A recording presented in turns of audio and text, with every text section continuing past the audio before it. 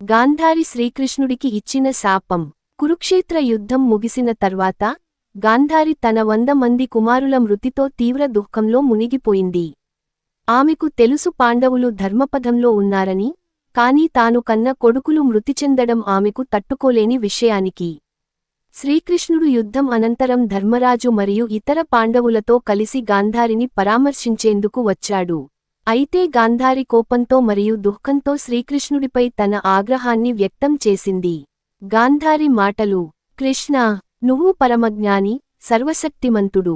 నీవు తగిన ప్రయత్నం చేసి ఉంటే ఈ యుద్ధాన్ని తప్పించగలివాడివి. కాని నీవు ఏమీ చేయలేదు. నా వంశం మొత్తం నాశనమైపోయింది. నీ వంశం కూడా ఇదే విధంగా నాశనమవ్వాలని నేను శపిస్తున్నాను. నీ కుటుంబ సభ్యులు పరస్పరం కొట్టుకుని నాశనమవుతారు. చివరికి నువ్వు ఒంటరిగా అరణ్యంలో తిరుగుతూ మరణించవు.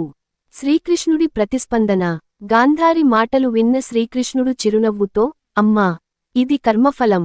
నువ్వు చెప్పినట్లు జరుగుతుంది అని సమాధానమిచ్చాడు. శాప ఫలితం. గాంధారి శాపం నిజమైంది.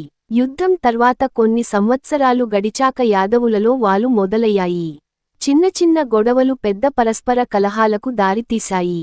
శ్రీకృష్ణుడి కుమారుడు సాంబుడు చేసిన అపరాధం వల్ల యాదవులు ఒకరి మీద ఒకరు ప్రాణాలకు తెగించి కొట్టుకుని చంపుకున్నారు. చివరికి శ్రీకృష్ణుడు ఒంటరిగా అరణ్యంలో ధ్యానంలో కూర్చున్నప్పుడు ఓ వేటగాడు శ్రీకృష్ణుడిని మృగమని పొరపాటు చేసి బాణం విసిరాడు. ఆ బాణం శ్రీకృష్ణుని పాదం గుద్దడంతో ఆయన భూలోక జీవితం ముగిసింది. ఈ సంఘటన ద్వారా శక్తివంతమైనవారు కూడా కర్మఫలాన్ని తప్పించుకోలేరు అనే శాశ్వత సత్యాన్ని తెలుస్తుంది.